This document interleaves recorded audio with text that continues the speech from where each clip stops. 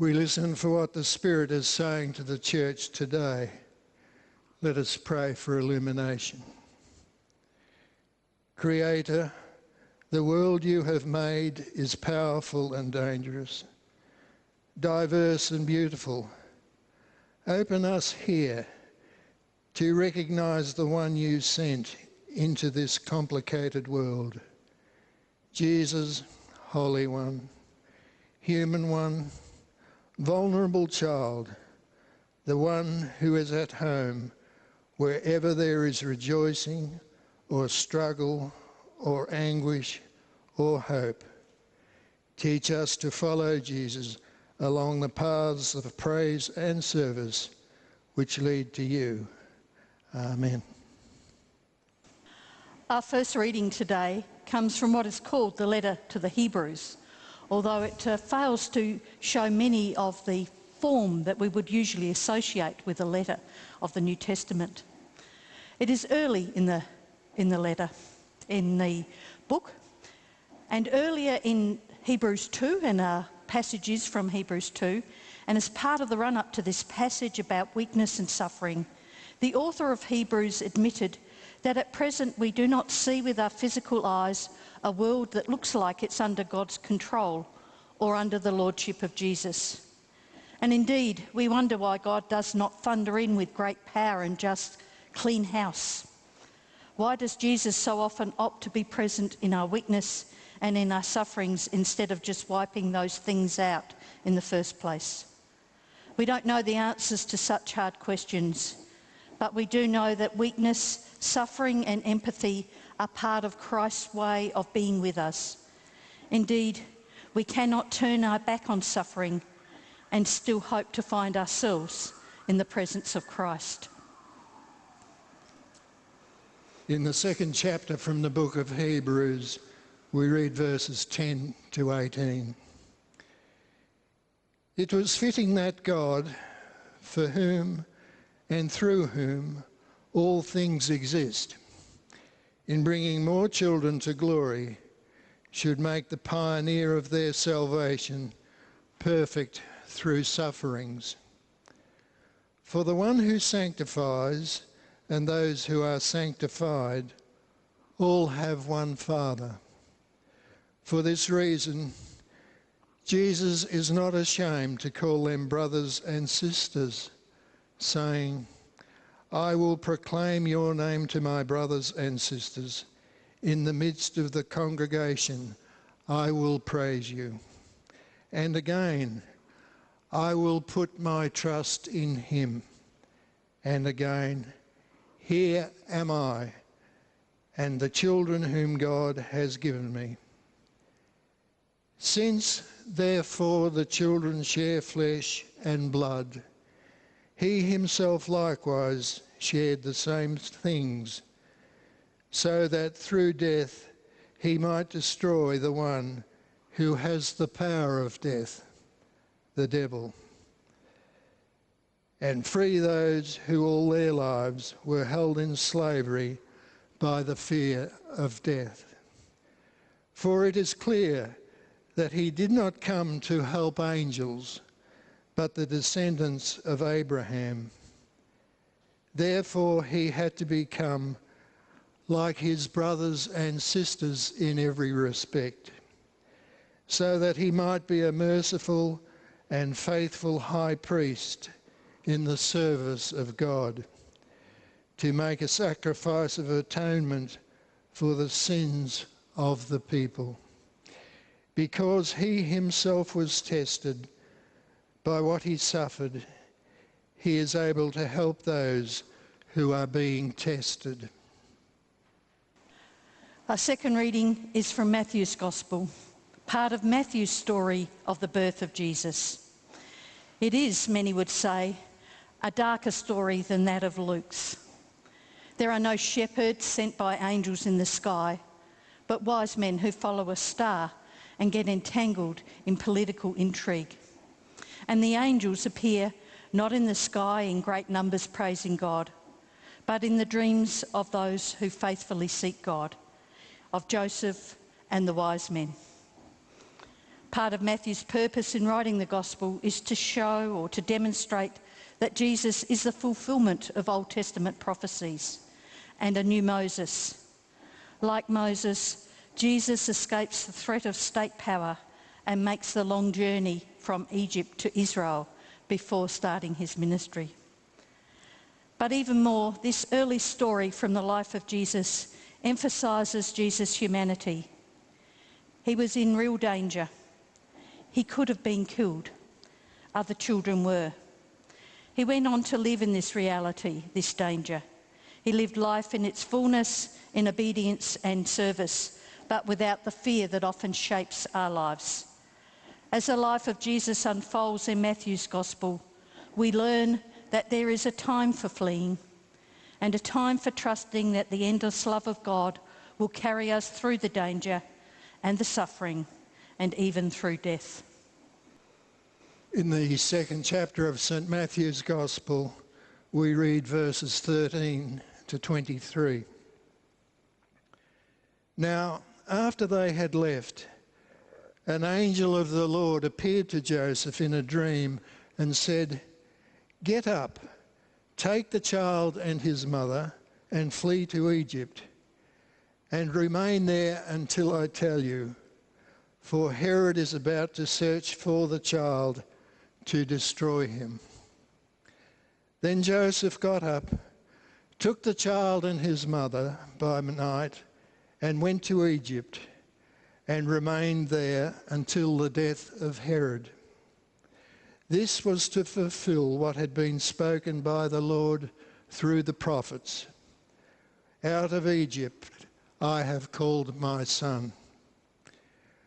When Herod saw that he had been tricked by the wise men, he was infuriated, and he sent and killed all the children in and around Bethlehem who were 2 years old or under, according to the time that he had learned from the wise men. Then was fulfilled what had been spoken through the prophet Jeremiah. A voice was heard in Ramah, wailing and loud lamentation. Rachel weeping for her children. She refused to be consoled because they were no more. When Herod died, an angel of the Lord suddenly appeared in a dream to Joseph in Egypt and said, "Get up, take the child and his mother, and go to the land of Israel, for those who are seeking the child's life are dead." Then Joseph got up, took the child and his mother, and went to the land of Israel. But when he heard that Archelaus was ruling over Judea in place of his father Herod, he was afraid to go there. And after being warned in a dream, he went away to the district of Galilee. There he made his home in a town called Nazareth, so that what had been spoken through the prophets might be fulfilled. He will be called a Nazarene. In sacred words of old, we have heard the Spirit speak in you. Has prepared the liturgy for us this morning.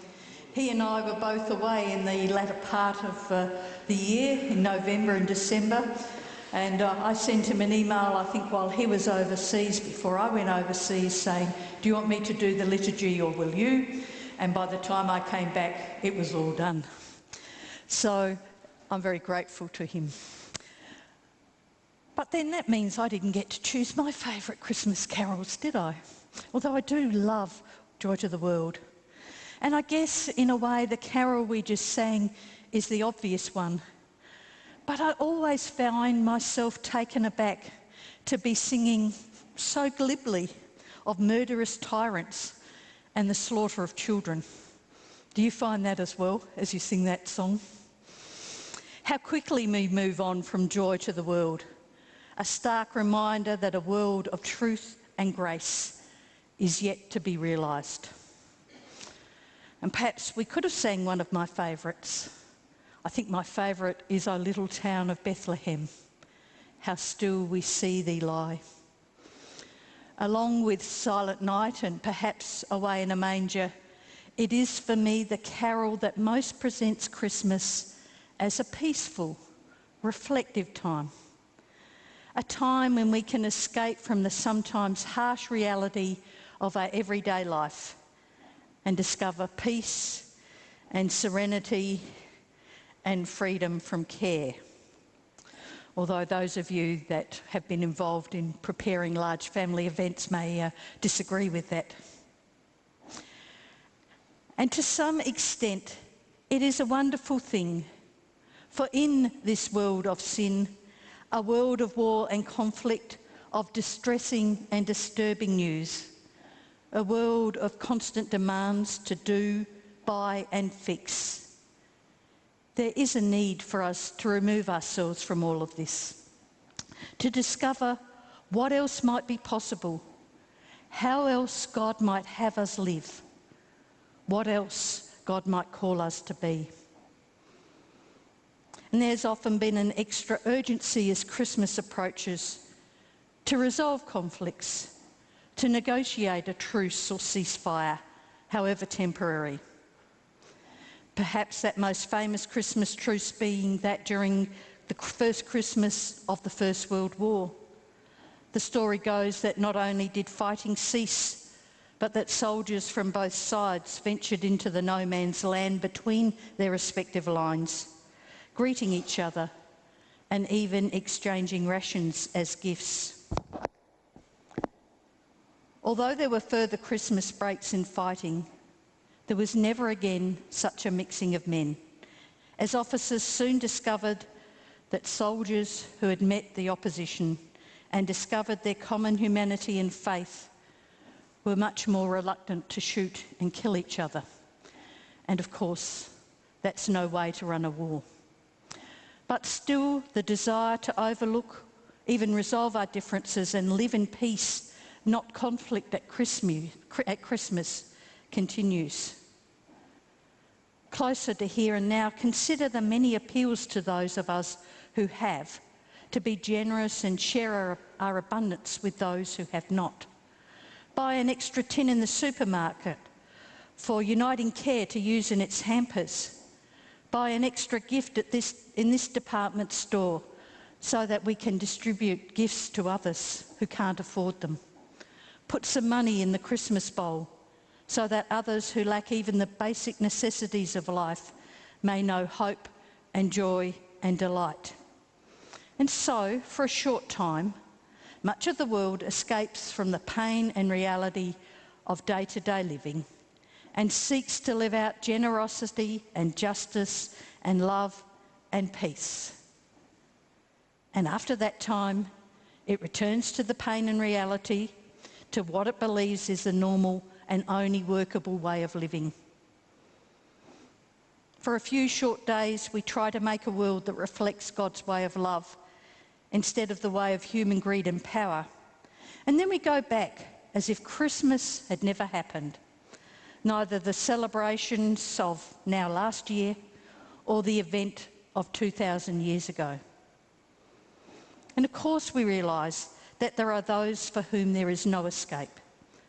No escape from the emptiness of lives without meaning or purpose. No escape from the empty chair at the table. No escape from illness and pain. No escape from violence and war and hatred and oppression.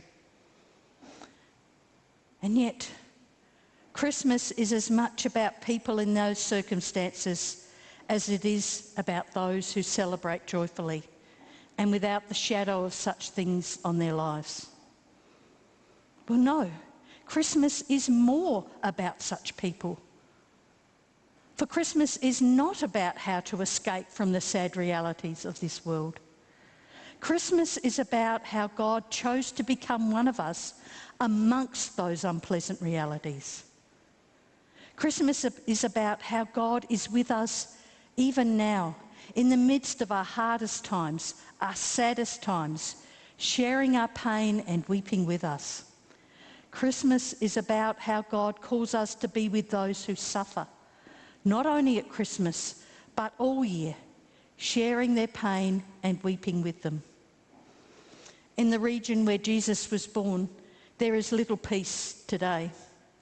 Bethlehem, like much of that area we call the Middle East, lives constantly with the threat, indeed the reality of violence. Travel restrictions, checkpoints, a huge encompassing wall make life for those who live and work in and around Bethlehem difficult and threatening and disheartening. Some suggest that in today's climate it might have been difficult, almost near impossible, for the wise men to have even made the journey from Jerusalem to Bethlehem on some days. And assuming that wise men from the east would have travelled along the trade routes of the day, they would most likely have travelled through Iran and Syria, maybe through towns such as Mosul and Aleppo.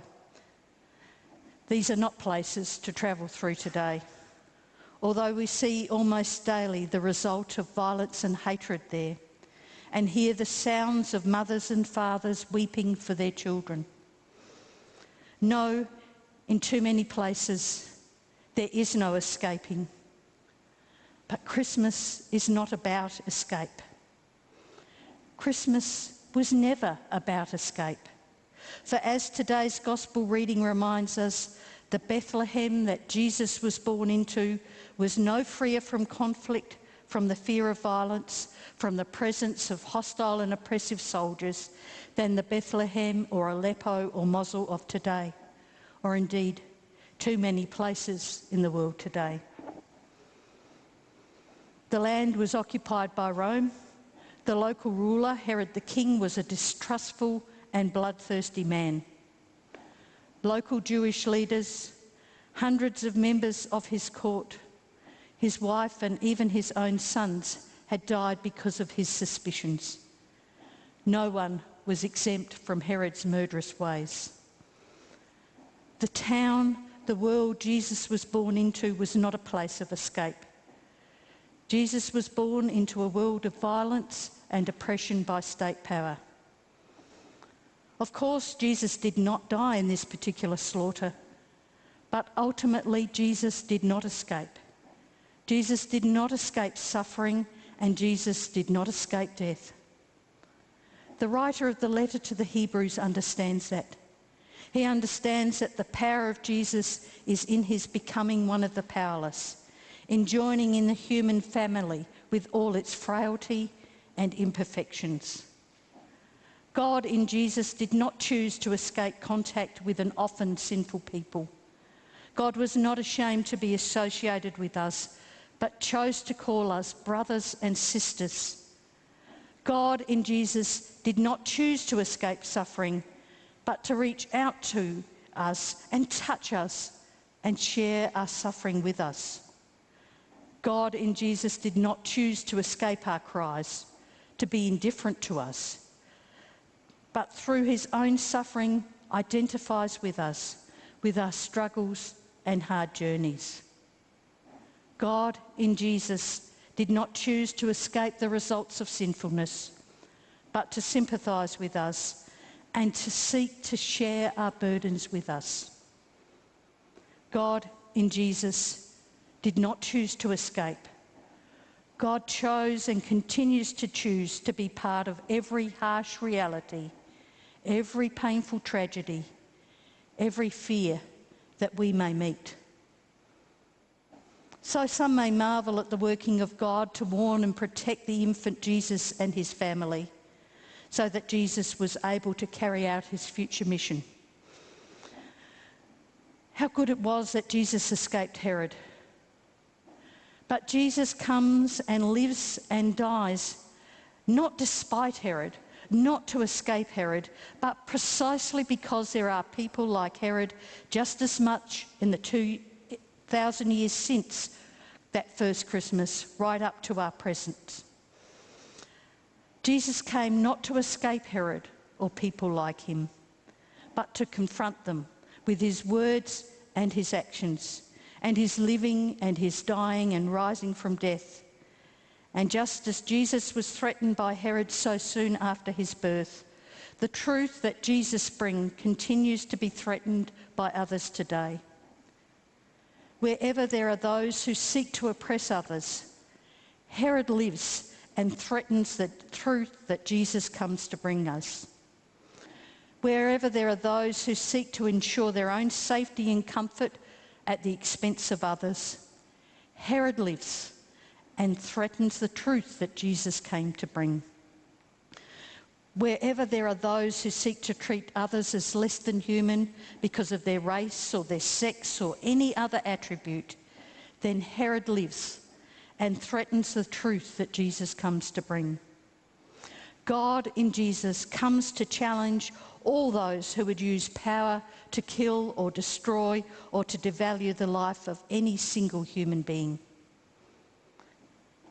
And because God chose not to escape the world, but to engage in it, we can put our trust in God and know the freedom that God comes to offer us.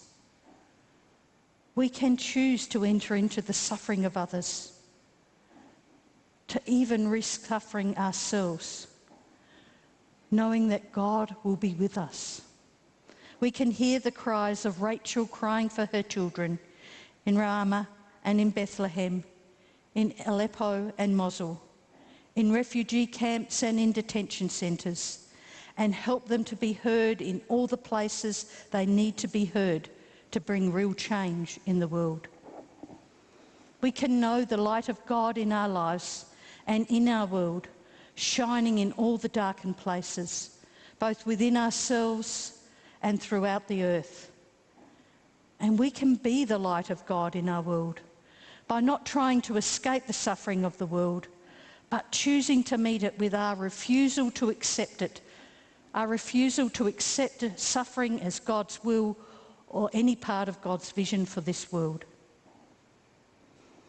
We can know the hope of God in our lives, the hope that says, whatever may befall us, that God is with us, and that ultimately God's will be done throughout the earth.